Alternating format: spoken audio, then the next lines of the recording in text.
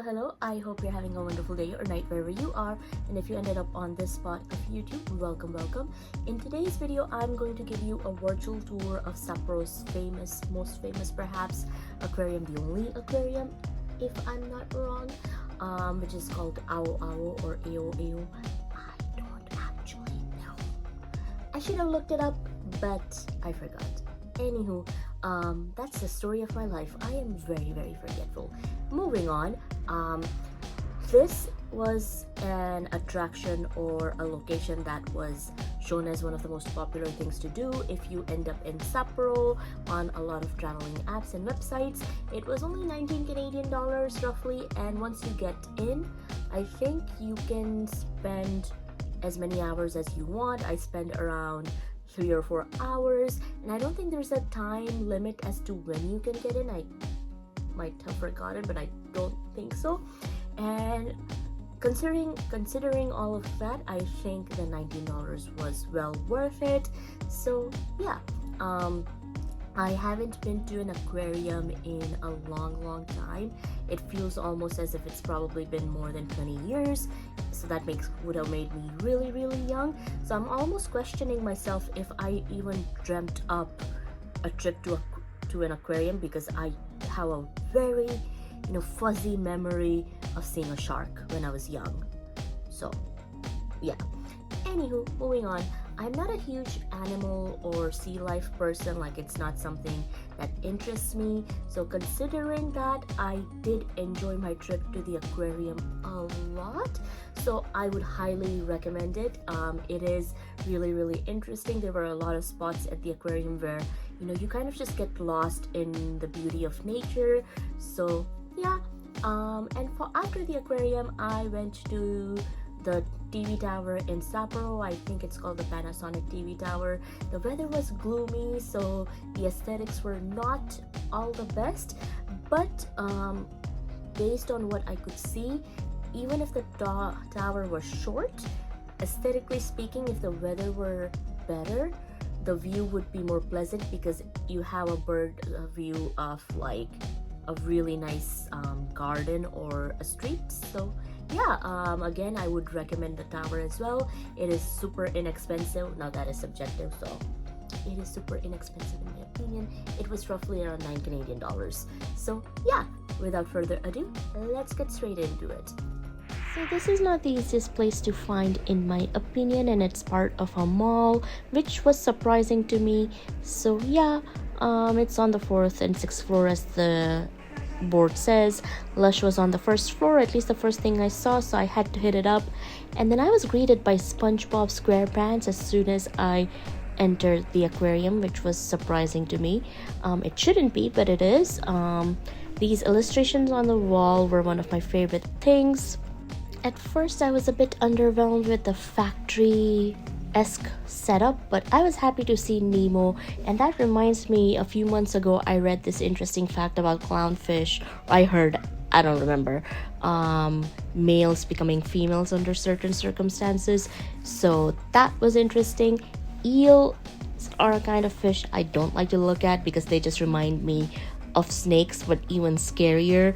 But I was kind of intrigued by how they were going into the pipes, and I was also fascinated by the fact that some of the eels were in the ground, like under the dirt. So that was interesting. And I saw 2 eels fight or get into it with each other at this corner. So yeah, that was kind of funny.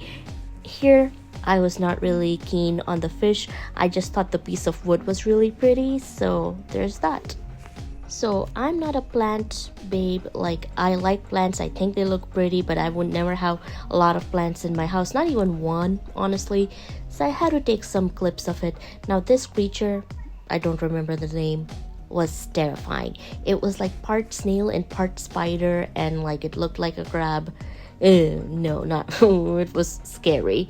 So I spent 10 minutes at this corner just trying to figure out all the edible sea plants a vegetarian could eat. So that was fun, and also these were pretty, they're beautiful to look at. So yeah, anywho, really liked looking at SpongeBob and Squidward's houses. That was kind of fun. But why Squidward's nose that long and big? I feel like they're trolling him. It seems bigger than I remember.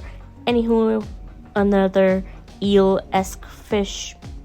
Not my jam. Stamps. Gotta collect the stamps. I got 4 characters. I'll show you all the stamps I collected today at the end of the video. But I was sad to see that I didn't get Patrick. Dory. Oh my god. I felt like this fish had Botox lips. Like, the camera doesn't catch it, but it's quite funny. Ooh. I thought this fish was really, really pretty, but my camera just wasn't picking up on the color, which was that sucked. But you know, the room was very dark, so considering how dark the entire room was except for the tank, I am not too pressed about it. So yeah. Okay, I didn't see any fish here, but my brain was thinking. I went from SpongeBob SquarePants to Nemo to we are at Tarzan right now. I was just imagining, you know, the rainforest, the Amazon rainforest, and Tarzan and Jane just, you know, playing tag over here. Don't ask me why, okay? And this though, oh my goodness, this was so beautiful. Like, when I saw this from far away, the word that came to mind was like freedom, which on hindsight is quite ironic because the fish are obviously not free. So yeah. Also, on a different note, the fish are actually not blue and red. I felt as if they had a more purplish hue to the naked eye. Super beautiful. So yeah, and this insect, oh my goodness, this insect looking fish creeped me out. And on one hand we had the gallery, and on the other hand we had the library, and there were definitely not a lot of paintings, and I am by no means an art aficionado, but you know, they were beautiful in my estimation, and it just brings back the idea how beautiful nature truly is. So that was neat. That's a nursery for babies and mom, which again is quite neat. And this perhaps was one of my favorite floors. Like, I was kind of shocked by these fish swimming upright. Like, I never knew this was reality, like this existed, so that was neat. Also, I never knew I would be fascinated by rocks, but some of these rocks had me more fascinated than the fish itself. Oh my god, I forget what these are called, but nope. Worm, anything that looks like an insect, I am out of there. Like, and this, oh my goodness, was that a dead fish head? Like, I could not figure this one out. What is that? Again, the worm like fish. Okay, now these turtles, were they fighting or were they flirting? I'm gonna, you know, bet my money on flirting, but I could be wrong. They might be fighting. Hey, what do I know? Oh my god, did not like that fish. Insect, whatever it is, reminds me of like an orange grasshopper. Okay, another eel. For the longest time, I thought this was like a double-headed eel or something, and I'm like, this is not real. I'm dreaming. And then I realized, oh, there are just 2 of them. Maybe. Could be wrong again. But yeah, this is what I call the mustache fish, which I always find to be quite interesting and fascinating. And again, the rock is a smooth operator. Like, it's such a cool looking rock. Dude, I might just become a rock collector of all things. Yeah, probably not, because I don't go out in nature that much, but the rocks are beautiful. Anywho, this fish, or these group of fish, were super pretty. Again, my camera wasn't picking it up. It annoys me. And okay, this fish reminded me of a very popular snake in books. Again, I could be wrong, but I feel like I've seen this pattern somewhere, and I was like, nope, let's get out of here. Stamp, gotta get those. Get again, creepy. No, not for me. Was that an octopus? Okay, this was pretty. I liked it. It was nice. I was staring at it, you know, fascinated by the whole structure. Another hairy fish, and that's what they call it. They called it hairy. Is that an actual name? Now these fish, oh my goodness, these pair of two fish were my favorite. They looked so majestic and royal and beautiful, and like the eyes, the clear eyes had me like, ugh. Oh my god, I was really fascinated by this fish. I stood here for like 6-7 minutes just staring, trying to figure out, you know, all the patterns and whatnot. That could be Medusa's wig. Not the right color, but it could work. I mean, she maybe she changed her hair color. I don't know. Again, this was fascinating. I was thinking of trolls, you know, when I came across this display, and oh my god. Okay, so axolotls are the cutest, and you know, seeing them live, I am convinced. I briefly considered getting them as a pet, and then I figured they eat worms, so no thank you. Yeah, so here is, you know, our stamp journey. I've got Sandy, SpongeBob, the snail, and no, I forget who the fourth person is, but I don't think it was Patrick Star. Anywho, these fish had a really interesting soda pop color. And then this tank, I don't know why it's like that. Like, why is the clip like that? Anywho, I'm always fascinated by starfish. I feel like starfish are one of the most fascinating sea creatures ever. I'm sorry about, like, you know, the chaotic filming, because I'm a bit distracted. So yeah, because these were, and it said over here, don't put your hand in, it might bite you. And I'm like, who wants to put their hand in over here? By the way, I so knew that sea dinosaurs were a thing, and I came home to research this. It was fascinating. Like, I spent like 30 minutes just reading about that. And salamanders, oh my goodness. I thought I don't remember seeing a salamander in real life. I could be wrong. I haven't been to an aquarium in 2 decades. So yeah, but anywho, they're not as scary as I thought, which is a good thing, I think. So yeah, and you know, that happened, so I quickly turned my phone off. And this is one of the illuminations and whale shows that the aquarium does, and the kids are obviously going gaga over it, so that's always fun. Even I enjoyed the starry light. Are they supposed to be stars? I don't know, whatever it was. I hadn't eaten anything at this point, and it was around 4 p.m. or something, so I was hungry, so I got myself a strawberry croissant and a peach drink, and I thought he told me to take out the light, but what he meant was I could take it home. And I'm like, duh, after paying so much money, I would want to keep the octopus light. Anyway, I thought this was a good spot I could see the penguins from, but you know, there were a few and far in between, so after I finished eating, I decided to move closer. So generally speaking, when I think about aquatic or marine animals, penguins and dolphins are the ones that I find to be the most fascinating. And oh my goodness, there's so many good penguin movies. And jellyfish, oh yeah, jellyfish also are very fascinating. For the longest time, I thought these were fake. I didn't realize these were real jellyfish. I thought these were just display, but they were real. And look at them, they look so cute. Oh my goodness. Okay, these jellyfish were so adorable, and these were majestic. Like, they were almost heavenly. Like, if I believed in angels, I would think these were angels. Like, look at that. Look at them. Oh my goodness. So this display, like, my phone is not catching it, but this display was really, really beautiful.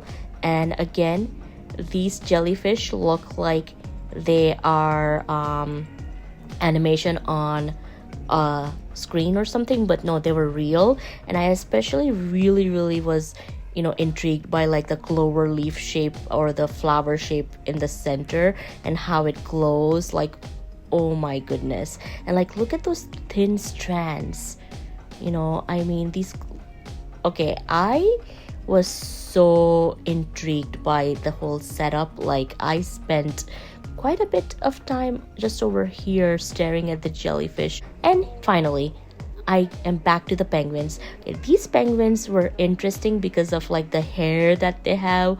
I don't think I've ever seen penguins like this because I watch a lot of penguin videos on YouTube. Last video I watched about penguins was a video about South African penguins. Don't ask me why, it was fascinating. And while penguins' mating habits are interesting, I mean, I wouldn't call it low. They're not monogamous creatures. Anywho, this gecko, cute. But I don't know if I like it. But cute, you know? Yeah. And that's an iguana, right? Okay, yeah, not my jam. Anywho, I'm not a big fan of reptiles and amphibians, okay? It's just not for me. Alright, some frogs though, like the potato frogs, are cute. Anywho, these penguins are supposedly the smallest penguins in the world, and I kind of feel not okay with the zip ties around their arm, but I could be wrong. Maybe it's helpful. And I know it's for identification, like common sense tells me that, but still doesn't look comfortable. But maybe it's not uncomfortable, I don't know. But just looking at it, I was a bit bummed. But I'll have to ask people if it's okay or not okay, because I honestly don't know. Anyway, this penguin chilling in his, abode was really adorable. So that was nice. And like, look at that little baby. Oh my goodness, it is so cute. Is it a boy? Is it a girl? Okay, I wish we could keep penguins as pets. Penguins are so adorable. Now, we are at the end of the journey. We are at the shop, and I actually did not buy anything from the shop, mostly because I feel like I already contributed enough by buying the ticket. I was thinking about taking a selfie here, but no. Anywho, I decided to go to Sapporo TV Tower, and in the midst of my journey to the TV Tower, I saw a thrift store. And this Michael Kors cow print-esque bag was really cute. If I was in my 20s, I definitely would have picked up this green black white bag. It's super cool. But yeah,